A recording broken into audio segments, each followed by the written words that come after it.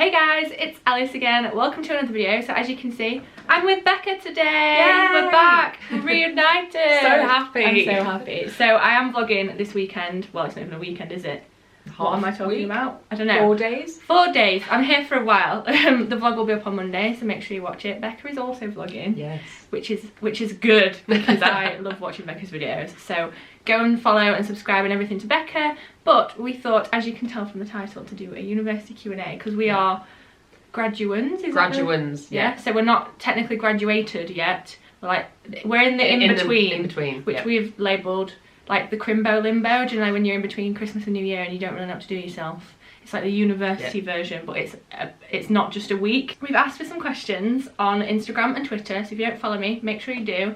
And I'm just going to go through them and read them all out. Hope you enjoyed this video. If you do, thumbs up, you know what to do. Let's go. Question number 1, in terms of workload and stress, which was worse, A-levels or your first year at uni? See, we tried to think of this one yesterday when we read it, because it's a different kind of stress. Yeah. It's literally so different. Like, we were saying that A-levels you have different subjects and some of them you might not like. You obviously choose your A-levels, but they might not be your fave. Yeah.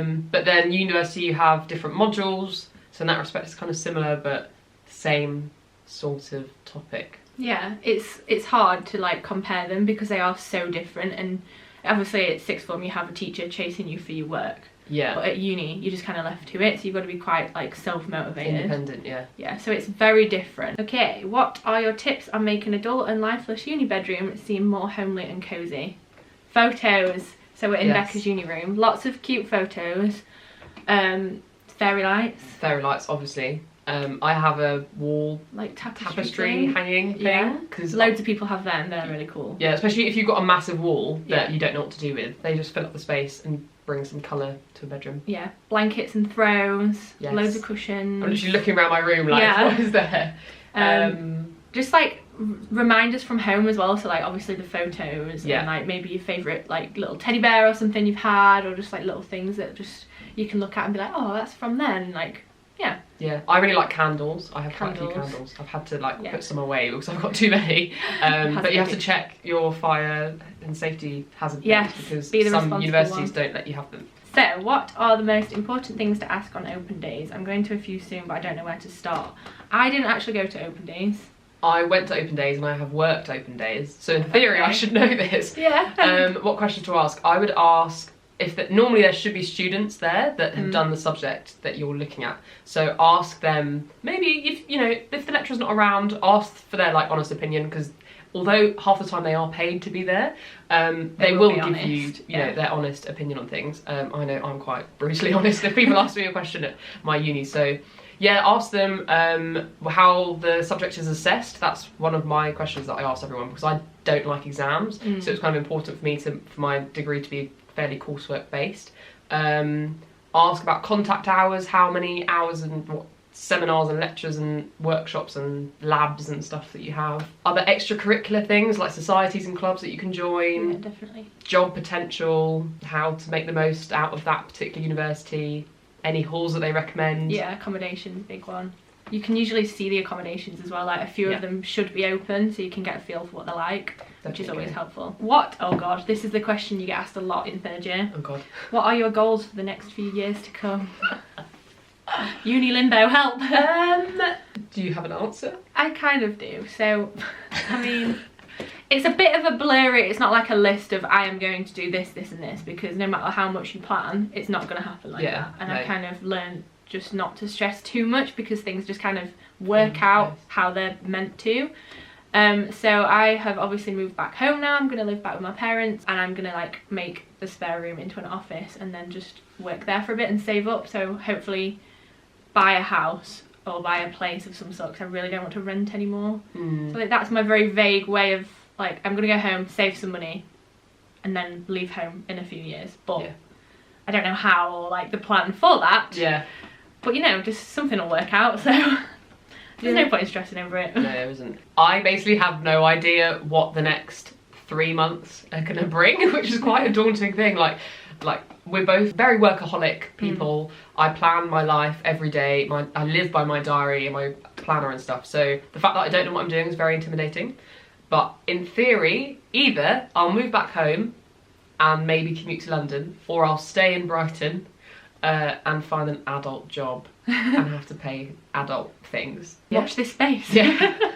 You can experience it with us because we don't have a clue. Is it impractical to have a part-time job for third year? The extra money would be nice, but I don't want it to impact my grades. Personally, I wouldn't get a job. Like, I don't know, it depends how many hours you do, because you got a job in third year, didn't you? Yeah, so I had, in first year I didn't have a job, and to be honest I had loads of time for one, so I probably should have done. Second year I did like English tutoring for 5-ish hours a week, and then I ended up being too busy with all my extracurricular activities, so ended up cutting that down. But yeah, my job at the moment, I do social media for my university, so that's more kind of ad hoc, as and when I can fit it in. There isn't like a shift, you know, that I have to do. I think that's a good way. Like a flexible job is probably going to be the better one, because you don't know if every week you can fit in 20 hours of work. Yeah, like for the last 2 months when, you know, dissertations and deadlines, and like lots of other things going on, I couldn't work as much, and it was perfectly fine because I had a flexible job.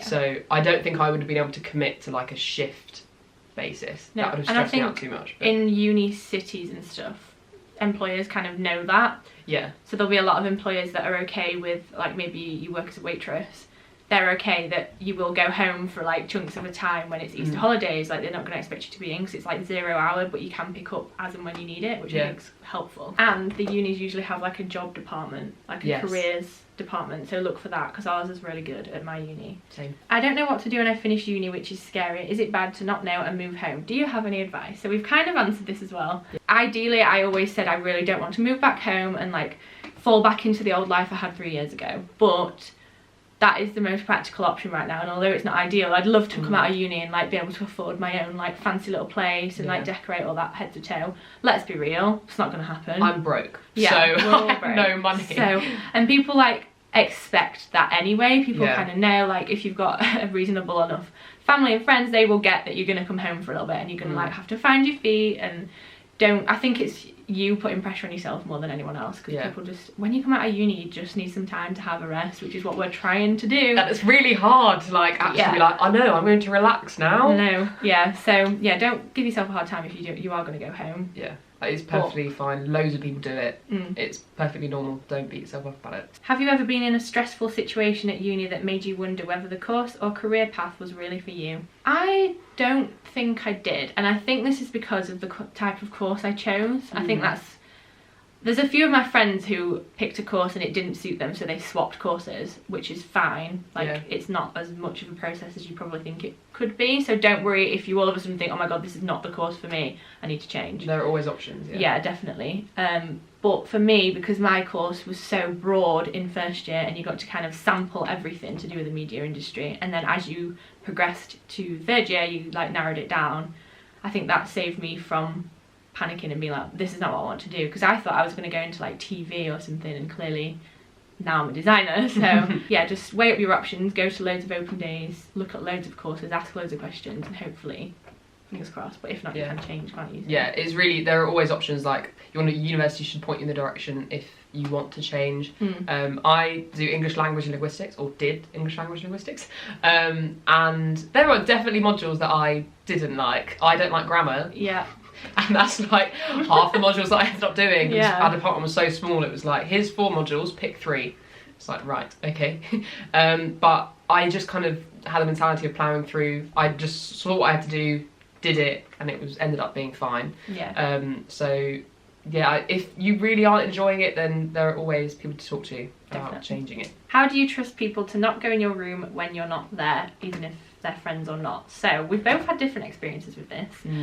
I have always had a lock on my bedroom door, so I always just locked it. Like, sometimes I mainly lock it when I know my laptop and stuff are in my room, because otherwise I don't really care. There's not really much you can have or like anything. I think it's just knowing who you live with. Which can be tricky, but generally in halls the rooms have got locks on. All hall rooms have locks on. So don't worry about your belongings or anything, because they're safe. And like when I went, like, I'd obviously leave it unlocked when I went to the kitchen and whatever, because by the time you get a couple of months in, you know all your flatmates and stuff. So hopefully they're the type of flatmates that wouldn't go into your room whilst you go to the kitchen. I'm sure it's fine. What was the jump like from first year to second and second to third? So first year, I think I was making it more stressful than it was. Same. In my head. Literally same. Because we're both workaholic like nerds and we wanted like the top marks. But really I think I could have given myself a little bit more leeway. Second year was like the thought of second year all of a sudden counting, that was scary. Yeah. But for me, second year was the hardest out of the three because just of the nature of my course, we had more modules to juggle. I think in third year it's more self-directed for us, so we didn't have to go into uni as much, which I preferred because I worked better by myself. So then third year I was kind of just directing it by myself and did it when I want to, which wasn't what second year was like. So second year for me was the hardest. Yeah, in first year I again made it way more stressful than it should have been. And I was like, no, I need to do all the reading all the time and know everything. By third year, I wasn't do not take my advice, but I was like barely doing the reading, just turning up and be like, yeah, so this is my opinion about that. That's how I feel. Don't do that. Actually do your reading. But yeah, I think I found the jump between first and second year quite hard because I took on so many other things, like regardless of the degree. Obviously the degree maybe got a bit harder, but I ended up being on a committee for a society. I got a job. I had more social things because I felt more comfortable with my social groups. So I was very busy, and I remember it got to like October, November time, and I was on the phone to my dad being like, Dad, help, I'm so busy, help me out. Third year, I just felt very stressed that this is it, like this is my last chance to change my grade. There's no like second, well there is, but it feels like this is your last chance, and you can do retakes if you need to, but you'd prefer not to, and I don't know. And it's like the mixture of like wanting to obviously do really well at your degree, but also wanting to make the most of the last time at university. Yeah, so I think I went out this year more than I did first and second year. Like first year I didn't actually go out that much because I didn't really feel like I had like a social space that I wanted to go out in. Yeah, whereas this year I'm like, right, this is the last year, we need to make the most of it, we need to go out all the time, so I said yes to more things. So this one's a good segue. Did you find balancing social life, hobbies and work easy or hard, and why? Definitely hard. But there is occasions when you just kind of sat around like, what should we do? Yeah. Like there's more of them than I think you realise. Yeah. You kind of take them for granted when you have them all the time, and then once you do get a free day at uni, you're like, oh my god, Netflix binge, like you can just do anything, and you like make the most of that more, I think, when you are busier. Yeah, no, definitely. And you appreciate it more. Yeah. And I think it all comes down to what your priorities are as well. Like it got to a point like before Easter in my final year where I was basically doing no work because I was sorting out society things and then the like socialising, and I had to have like a word with myself. I'm like, Rebecca, you're here to do a degree, concentrate. But if you're organised, I think you can definitely have both. Like, especially second and third year, I've been really social, but also still got my work done. Obviously, we don't know the results yet, but we'll ignore that for the moment. Fingers crossed. And still done the things that I wanted to do, and I think I've made the most out of my university experience. So just be organised. Get a diary or a planner and write it all down. Do you think uni relationships can work? What was it like having a uni relationship? Was it hard over summer?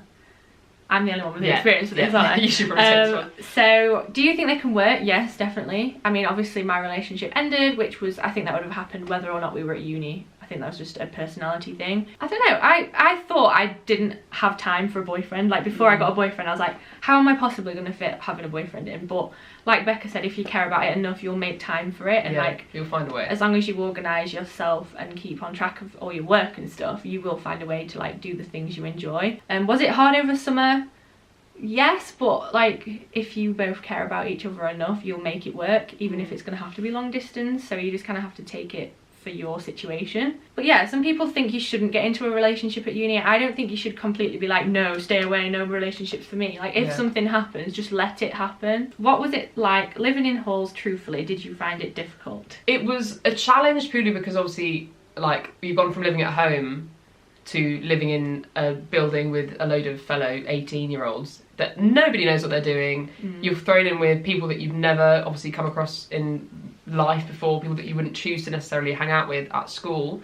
But I think it's such a good opportunity to meet people that you wouldn't normally and people that you know will hang on to for probably the rest of your life. Like I've met some of my best friends, one of whom was on my first day, and we graduated together, and it's just, that's so cool. It's so nice. But also don't feel, if you feel like you're in a flat that you don't necessarily connect with, there are always ways to find other people. It's like on day one, I went round all the flats on my floor, dragging all the guys behind me because I was the only girl in my flat. And I was like, come on guys, like, let's go make some friends. And we met 3 other flats, so there were like 24 of us on like the first weekend. So just be bold and put yourself out there and try and meet new people. Remember, everyone else is feeling as scared and nervous as you. Yeah. And don't be worried if you don't make that instant connection straight away. Just kind of let things happen, join a society, make some like connections with people on your course, and just see how it goes. They have usually like Facebook groups and stuff where you can like meet your flatmates before, like online before you get there. Like try and find a buddy, and you can like go through it all together in that first week, and then just kind of find your feet, and then it gets slowly less daunting, I think, the more you do it, which is just how it goes. But my accommodation, my first half of my accommodation was not the best experience. Like I moved out after 3 months, but I am glad that situation kind of happened because it's taught me how to deal with stuff like that. And obviously it wasn't ideal at the time and it wasn't fun, but there was a way to deal with it and we sorted it out, and now I'm like a better person because of it. So yeah, it's a bit shit, but I mean, I wouldn't change it now. It's just happened, hasn't it? So how did you manage being away from home, and how often did you go back? I went back pretty much every weekend because I had a job back in my hometown. So I basically, and because I didn't really like the situation in my flat and I had a car and it was only an hour away, I was at uni Monday through to like Thursday morning, and then I'd be in Doncaster Thursday till Sunday. I got better at being away because I got so used to seeing my parents every weekend, but now this year I could have gone like a month and not seen them, and it's kind of okay. FaceTime is the best thing ever. Like group chat messages with all your family. How often do you go home? Well, my group chat goes off several times a day. I live about an hour, just over an hour from my parents' home. So I probably go home once, twice a term, which isn't that much, but it probably works out once every 2 months, maybe. But I have quite a lot of contact with my family with, you know, FaceTime and my family group chat going off multiple times a day. So I have found it actually alright. There are times when I'm really stressed, I'm just like, I just want to go home. I just want to live, because I don't have a living room at university, so I just want a sofa, I just want a TV and my cats and my family. I just need a break. But it's really easy for me to just hop on a train and go home, and it only costs me £15 return. So I don't have that like issue. Some people it costs like 60 plus quid to get home. So I'm really fortunate in that respect.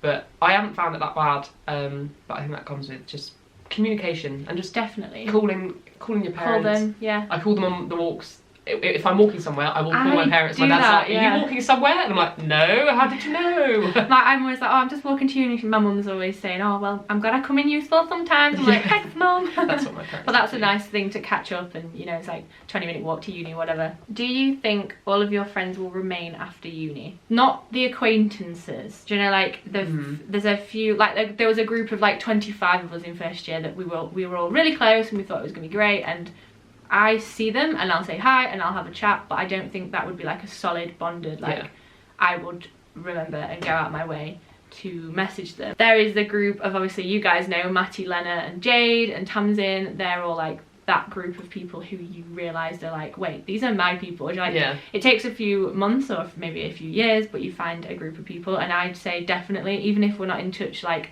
every single day or every single week or even every month, I could just message them and it'd kind of go back to normal, which I think is like, that's how our relationship works.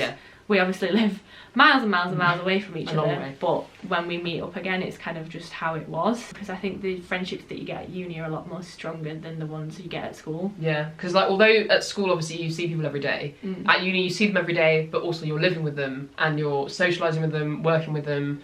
You just see them also in a more adult capacity, and you have the same adult struggles. And uni, it's just more of a rounded life experience than school, I'd say. So you go through a lot. So last question, if you've made it this far, well done. Let us know. Well done. If you could repeat your time at uni again, what is the one thing that you would do differently? We've both said that if we would have done anything differently, we wouldn't be the people we are now. Although I'm glad I did it how I did, and I'm although some situations were crap and I'd rather they'd not have happened and I'd rather I'd not have dealt with them the way I did, you know, I've learnt from them, so I'm kind of glad they happened. And they made you the person you are. Like, yeah. There are definitely situations, especially over the last year, that I'd be like, I mean, I'd rather that didn't happen. Yeah. But it has made me a strong person, and more to chat about in job interviews. Yeah. And, you know, more struggles to overcome, and it's made me more appreciative of the positive things in life. First year, I wish I'd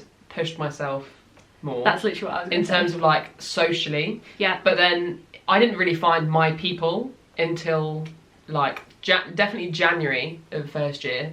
And then like I didn't even feel comfortable till like second year. So I think it would have been hard in that situation. But it's made me appreciative of the friends that I have now. Yeah, so. I'd say the same. So like in first year, I wish I'd have done a society. Was there one you would have joined? I don't know, there wasn't one that like jumped out at me, so I think that was one of the reasons, and because I'm a bit like awkward and I wasn't as social like you, I was just a bit like, I'd rather just do my own thing, and like, I'm glad I did that, because I think if I had have pushed myself, I think it might have been a bit too much for me. Yeah. So even though I wish I'd have done a society and like had that extra group of friends, I don't regret not doing it, because I've still come out of uni with like a handful of friends that I would most definitely keep in touch with now for life. So exactly. Moral of the story, just do you. Just do you and cut yourself some slack. Don't stress yourself out, and for sure know when to have an evening off. Yes. Okay, so that's it for this video. Thank you for joining me. Thank you for having me. Words of wisdom. Loved it. So we are about to film a video for Becca's channel. I'll leave the link to that down below. And yeah, don't forget to subscribe to her. She's vlogging, it's great. And we're going to go and explore Brighton now. So hopefully you will enjoy watching that, and we'll see you in the vlogs. Bye. Bye.